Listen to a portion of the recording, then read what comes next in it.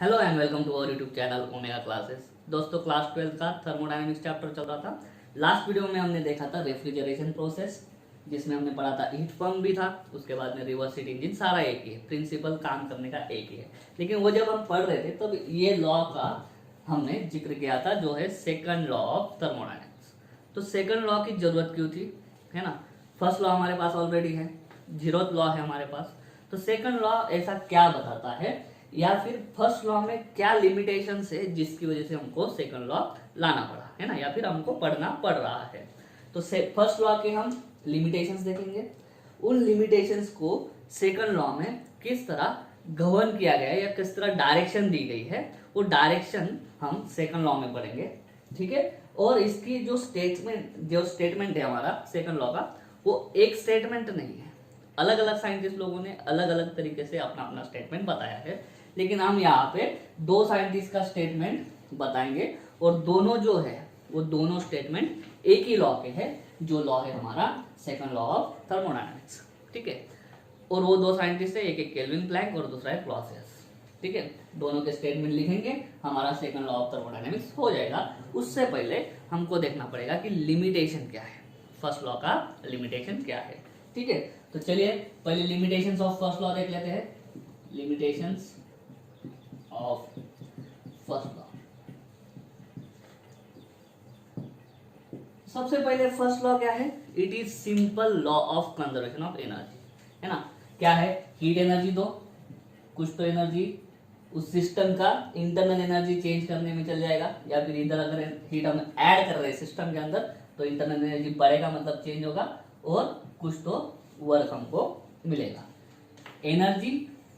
Energy और ये work भी हमको कुछ ना कुछ एनर्जी करके देगा। तो ये है law of conservation of energy. क्या बोलता है, energy can neither be created not destroyed, but energy can be transferred from one form to another, and total energy in the universe remains constant. Total energy क्या है, constant है, मतलब delta. Delta मतलब क्या, change कितना होगा total energy में, zero.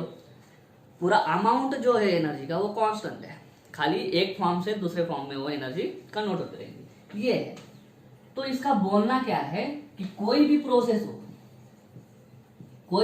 हो उसमें हमारा law of conservation of energy follow होगा। कोई भी प्रोसेस हो पूरे यूनिवर्स में, हर एक प्रोसेस के अंदर law of conservation of energy follow होगा, ठीक है, ओके, ये हमको चलेगा, हम मान लेते हैं। लेकिन इसने बोला नहीं कि कौन सी प्रोसेस हो सकती है, कौन सी प्रोसेस हो सकती है और कौन सी नहीं, अपने आप, है ना। Spontaneity of the process, spontaneity of the process मतलब कौन सी प्रोसेस है जो अपने आप हो सकती है।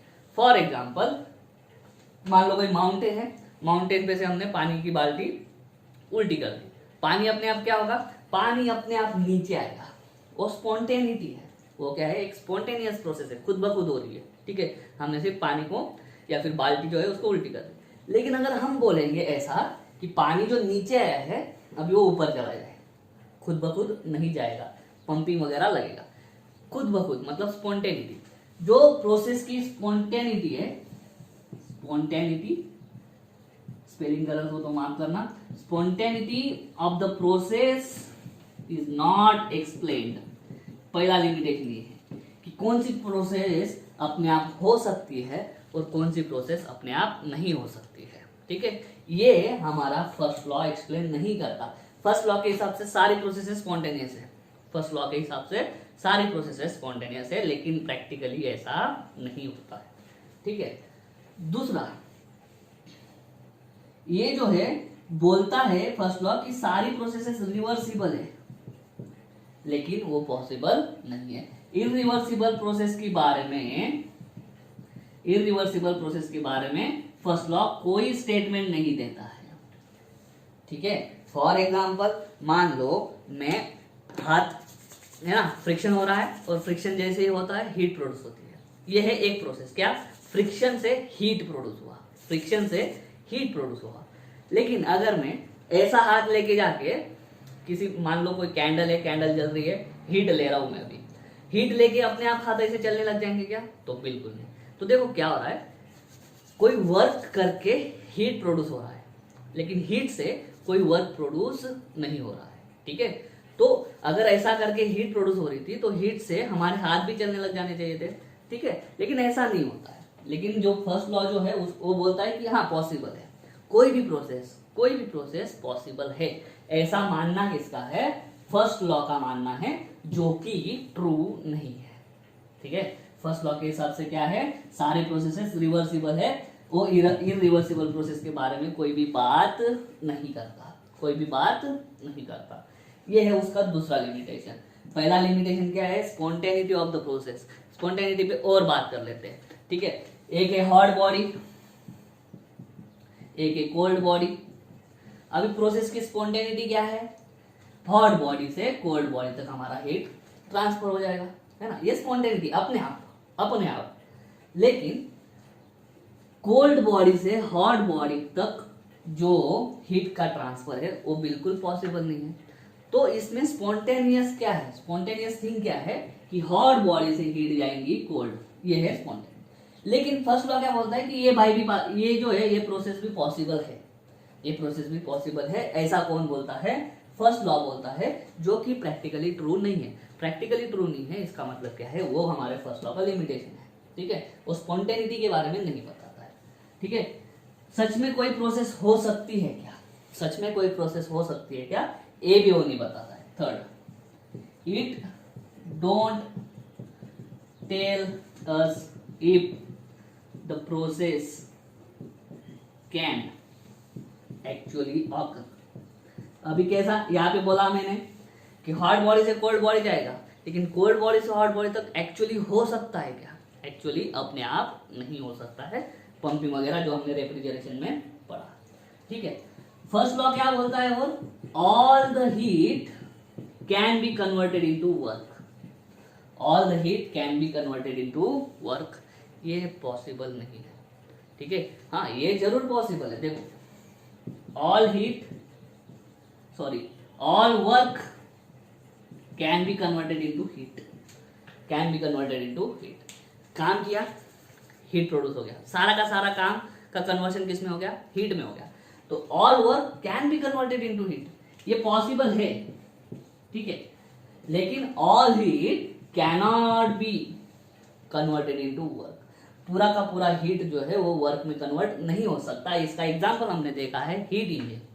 क्या करते थे, हॉट रिजर्वायर से हम हीट लेते थे, QH जितना, बीच में इंजन लगाते थे, इंजन हमको कुछ तो काम करके देता था W जितना, और कुछ तो हीट, कुछ amount of heat, small amount of heat QC exhaust हो जाती थी सराउंडिंग में। क्या हो जाती थी, एग्जॉस्ट। मतलब क्या है, कोई भी प्रोसेस हो, ये हीट इंजन कुछ ना कुछ प्रोसेस कर रहा है, ये पूरा का पूरा हीट का कन्वर्शन वो वर्क में नहीं कर पाया, ठीक है, कुछ तो हीट क्या हो गई, बाहर एग्जॉस्ट हो गई, वेस्ट हो गई, बाहर निकल गई, है ना।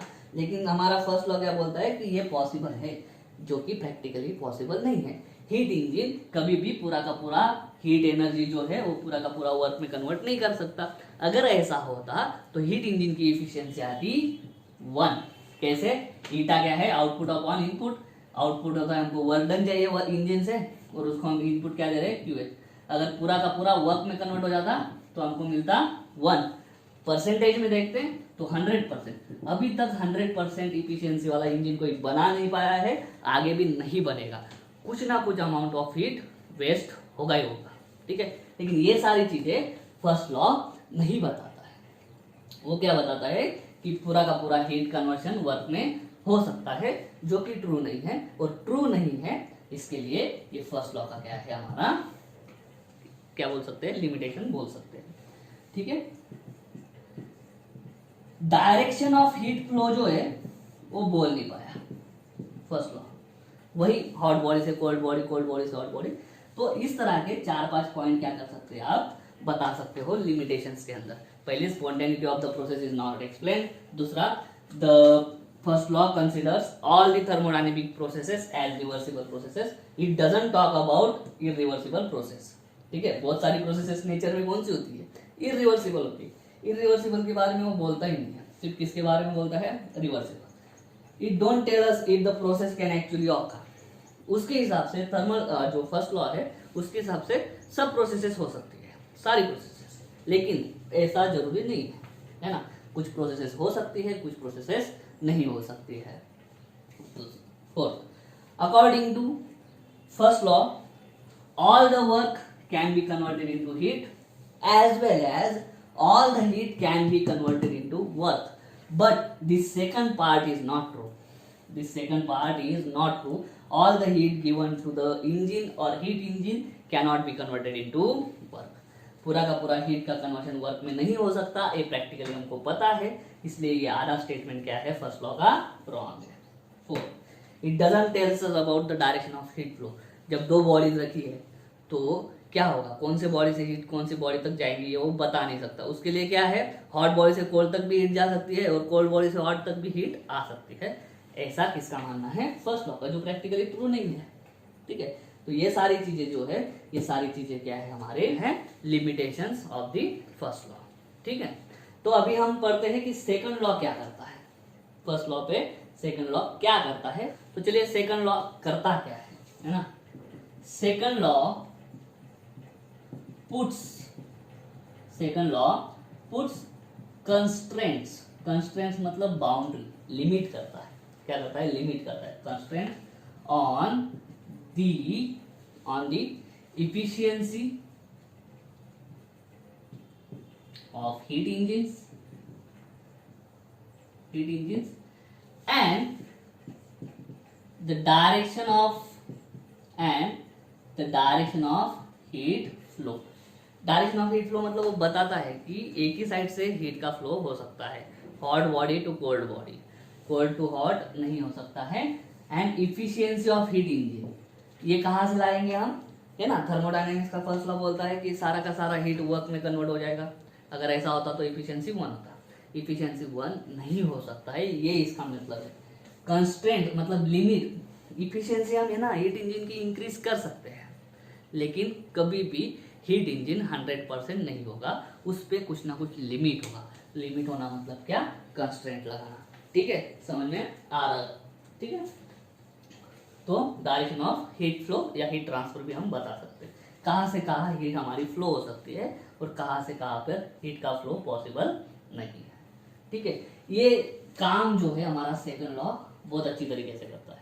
दो काम, क्या, कंस्ट्रेंट मतलब लिमिट लगा देता है किन दो चीजों पे, एक एफिशिएंसी ऑफ हीट इंजन और इसमें दूसरा भी बोल सकते हैं और कोएफिशिएंट ऑफ परफॉर्मेंस। हमने इसके लिए पढ़ा है ना, कोएफिशिएंट ऑफ परफॉर्मेंस या क्यू फैक्टर या क्वालिटी फैक्टर या क्यू वैल्यू जिसको बोलते हैं रेफ्रिजरेटर हीट पंप के लिए, coefficient of performance of refrigerator. ठीक है, ऐसा भी डाल सकते हैं, आपके बुक में नहीं डाला है तो स्टेटमेंट क्या बनेगा, second law puts constant on the efficiency of heat engines और the coefficient of performance of refrigerators. उसके बाद में एयर कंडीशन भी लिख सकते हो, हीट पंप भी लिख सकते हो, and also on the direction of heat transfer और on the direction of heat flow. ठीक है, इस तरह से तो दो स्टेटमेंट बनते हैं इसके। पहला है, क्या बोला था मैंने, केल्विन प्लैंक्स स्टेटमेंट। ये दो स्टेटमेंट से बना है हमारा जो सेकंड लॉ है ना, वो दो स्टेटमेंट से बना है। उससे पहला, उसमें जो पहला स्टेटमेंट है वो है केल्विन प्लैंक्स स्टेटमेंट। ये जो स्टेटमेंट है उसको बोलते हैं heat engine law, heat engine law और हीट इंजन स्टेटमेंट, और इसको और बोला जाता है first form of second law.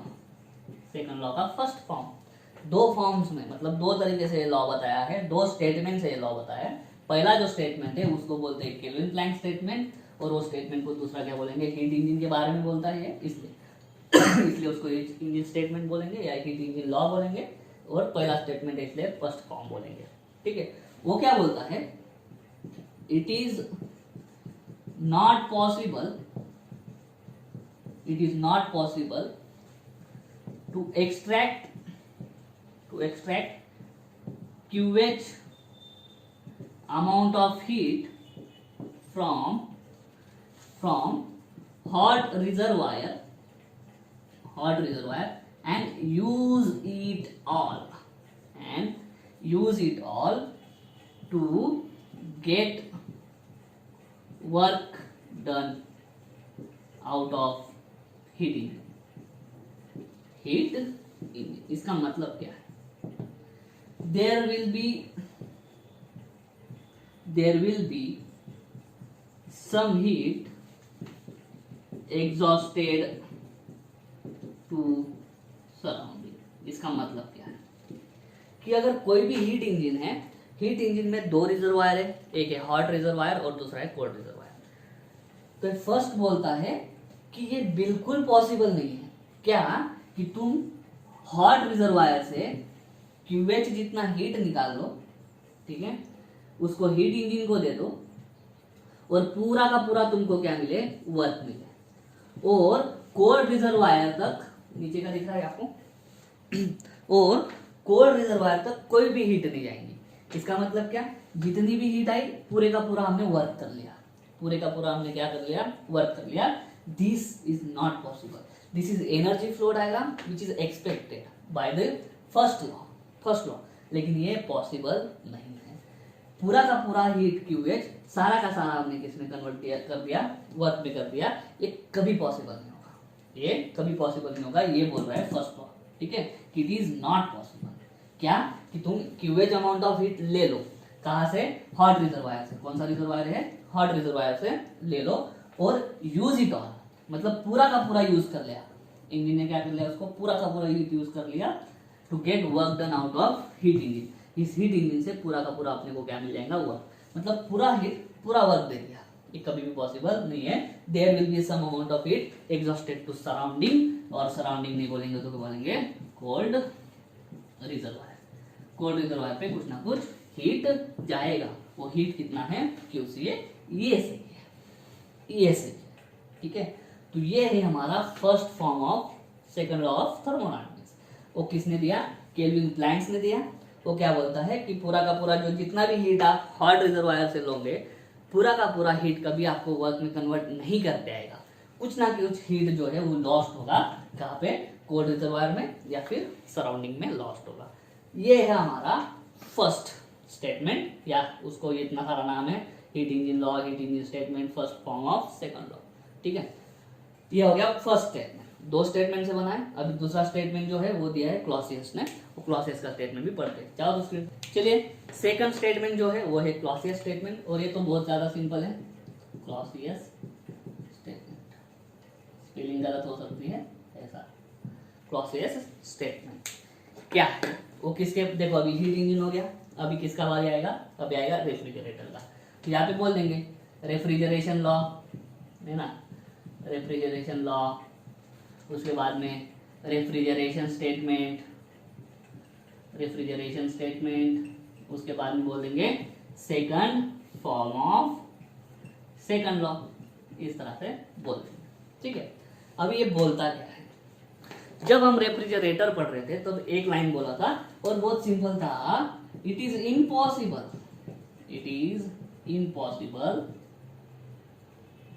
That the heat will flow from cold region to hot region on its own unless on its own। ये statement पहले समझ लेते हैं कि इट इज इम्पॉसिबल, ये कभी नहीं हो सकता।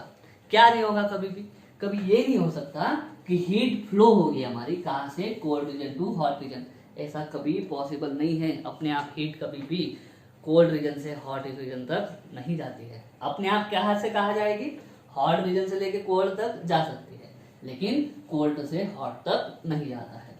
और इसी का सब स्टेटमेंट है, या फिर ऐसा लिख देता हूँ, there must be some work done to accomplish this flow. इसका मतलब क्या है? अगर इस तरह का फ्लो आपको चाहिए, अगर इस तरह का फ्लो, किस तरह का फ्लो? अगर हमको हीट को फ्लो कराना है कहाँ से कहाँ तक? कोल्ड टू हॉट, मतलब नेचर के विरुद्ध। नेचुरली हीट कहाँ से कहाँ तक जाएंगी? Hot to cold. लेकिन हमको यहाँ पे कहाँ से कहाँ तक लेके जाना है? Cold to hot. वो विदाउट वर्क डन पॉसिबल नहीं है, खुद ब खुद वो नहीं होगा, हमको क्या करना पड़ेगा, कुछ तो वर्क करना पड़ेगा, वो अकम्प्लिश मतलब वो अचीव करने के लिए, है ना। तो हमको कुछ ना कुछ वर्क डन करना पड़ेगा, ठीक है। तो ये किस में पढ़ा था हमने, रेफ्रिजरेशन में। दूसरा, the flow of heat, the flow of heat from body of cold temperature is not possible. Same वही है, कुछ अलग नहीं। कोल्ड बॉडी से कभी भी आप हॉट बॉडी तक हीट ट्रांसफर नहीं कर सकते हो अपने आप, ठीक है, ऑन इट्स ओन। ऊपर वाला नहीं समझा तो ये लिख देने का, ठीक है। कोल्ड बॉडी से, बॉडी ऑफ कोल्ड टेम्परेचर मतलब कोल्ड बॉडी से आप हीट ट्रांसफर नहीं कर सकते, हीट उससे फ्रॉम मतलब उससे बाहर नहीं निकल सकता है, ठीक है। ये कहाँ पे पड़ा, रेफ्रिजरेटर में। रेफ्रिजरेटर में एक्सपेक्टेड क्या है कि ये कोल्ड रिजर्वायर है, क्यूसी कोल्ड रिजर्वायर है। हमारा ये रेफ्रिजरेटर क्या करे, ये पूरा का पूरा हीट ले ले और पूरा का पूरा किधर ट्रांसफर कर दे, ऐसा। ये उल्टा है, कहाँ पे देते, हॉट रिजर्वायर। यहाँ पे क्यूसी कोल्ड रिजर्वायर कौन था, हमारा फ्रीजर था। ये क्या था, एटमॉस्फेयर था। फ्रीजर से, फ्रीजर के अंदर की हीट एटमॉस्फेयर में अपने आप चल जाएंगे क्या, नहीं जाएगी। इसके लिए हमको क्या करना पड़ता है, हमको कुछ वर्क करना पड़ता है, हमको क्या करना पड़ता है, कुछ वर्क करना पड़ता है, तभी पॉसिबल है। ये सही है, ये बोलता है सेकंड लॉ। फर्स्ट लॉ के हिसाब से ऐसा होता है, फर्स्ट लॉ के हिसाब से ऐसा पॉसिबल है, क्यूसी से क्यूएच तक हीट ट्रांसफर हो सकता है, जो कि गलत है। इसको बोलते हैं एनर्जी फ्लो डायग्राम, जो गलत है फर्स्ट लॉ के हिसाब से, ये सही है, ठीक है। तो इस तरह से फर्स्ट लॉ और फर्स्ट लॉ के लिमिटेशंस और सेकंड लॉ को हमने देख लिया है। उम्मीद करता हूँ समझ में आ गया होगा। अगर ऐसा है तो वीडियो को लाइक करो, वीडियो को शेयर करो, चैनल को सब्सक्राइब कर देना। मिलता हूँ नेक्स्ट वीडियो में, तब तक के लिए जय हिंद।